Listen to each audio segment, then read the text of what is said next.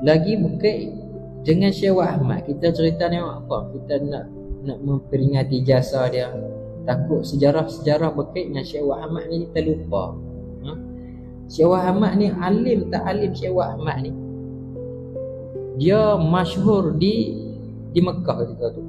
Antara ulama Melayu yang paling alim. Paling alim di Mekah. Sampai orang di Tanah Haram ketika tu pun tak boleh nak lawan Syekh Ahmad. Hebatnya orang Melayu ni. Tak boleh nak lawan Syekh Ahmad. Alim sungguh. Sampailah masyhur nama dia tu sampai ke di Al-Azhar di Mesir. Masyhurlah nama Syekh Ahmad. Masyhur sungguh. Kata ada seorang orang Melayu ni alim sungguh.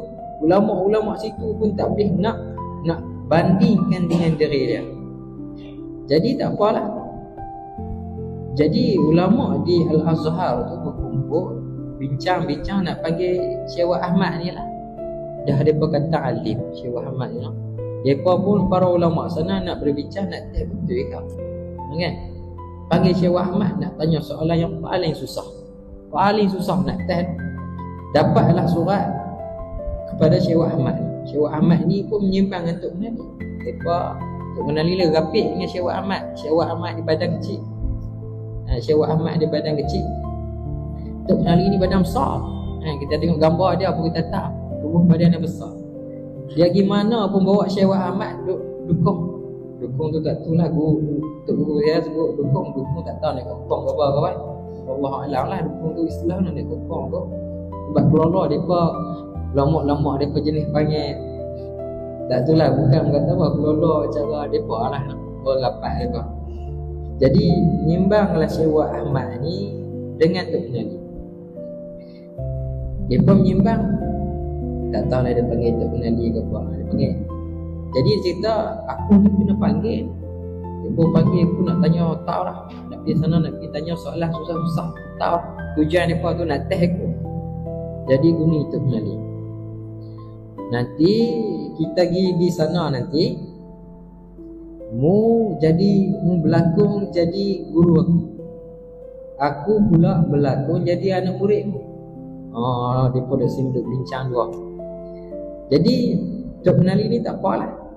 Tok Penali tak apa, Syekh Ahmad tak apa. Aku jadi anak muridmu, aku tolong akak, tolong bawa kasut, tolong bawa tukar untuk guru. Lama sahab. Alis juga bagus. Dia pun tak kenal, hanya kenal nama saja. Syekh Ahmad ni tak apalah. Bukan bawa kasut, tongkat apa. Jadi berkumpul para ulama ketika tu. Jadi di Azam Syekh Ahmad dan Tok Penali ni pun pi lah dalam majlis tu. Syekh Arab sana kau ulama sana duk bincang berapa. Tiba-tiba nak pi tanya dekat hak depa duk rasa Syekh Ahmad tu lah, Tok Penali tu. Dia tanya Tok Penali. Paling susah, soalan paling susah. Lepas tu Tok Penali jawab. Alah, soalan ni je Tok Penali cerita dekat ulama. Tak pandai aku. Soalan mudah. Bagi tu anak murid aku hak bekas lika mungkin tanya ada. Depa nak test sangat. Depa nak sangat Tok Penali kata gitu. Mungkin tanya tu anak murid aku hak bekas lika dekat bekas lika tegak gitu. Tak pandai aku. Dah depa nak test sangat kan. Bukan dia nak ulama untuk guru ni Tok Penali bukan nak riak ke apa. Dah orang nak test dia tunjuk balik lah. Jadi kita tanya ada murid tu, dia bagi lah Syekh Ahmad lagi orang situ ulama-ulama situ sudah ni baru nak murid dia tak. Kalau guru dia ni Tok Penali tak tahu lah ke mana. Tu lepas tu kan bila jadi guru jadi masyhur lah. Tok Penali jadi masyhur.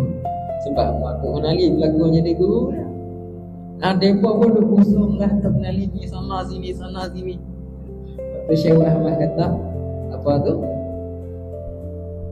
Apa lalu istilah dia sebut tu? Sapi dapat nama apa? Susu punya sapi. Lembu punya susu. sapi dapat nombor. Tu Cik Ahmad sebut tu. Masa tu. Lepas tu baliklah Cik Ahmad dengan Tok Kenali ni balik di Tanah Arab. Balik di Mekah balik. Jadi dah Cik Ahmad ni kata tak apa, depa boleh duk test aku kan. Depa boleh test aku pun nak test depa balik. Cik Ahmad pun karang 10 bait. 10 bait Cik Ahmad karang dia hantar balik kepada ulama-ulama di Azhar. Tanya. Dia suruh hurai balik 10 bait. Ulama semua tu semua tak boleh nak hurai 10 bait yang Cik Ahmad karang. Nak kata tingginya bahasa Cik Ahmad, alimnya dari dah ayat sampai ulama ni tak nak bahas berkait apa tu Syekh 10 bait yang dia bagi. Nak kata alim tak alim Cik Ahmad. Lepas tu dah ulama sana tak boleh nak terang, tak boleh nak jelaskan apa yang 10 bait tu. Dia ambil 10 bait tu letak di pintu gerbang Al-Azhar. Sekarang tak tahu lah ada kedak itu, wallahu a'lam. Tapi itulah kisah kisah Syekh Ahmad dan Tok Kenali, antara kisah dia itulah. Tok Kenali ni pun alim, dia kitab banyak Tok Kenali ni. Bila balik di Malaysia ni, kitab banyak-banyak tu semua dia jual. Kita ada duit pun semua dia jual. Sebab apa? Ilmu dia disebut.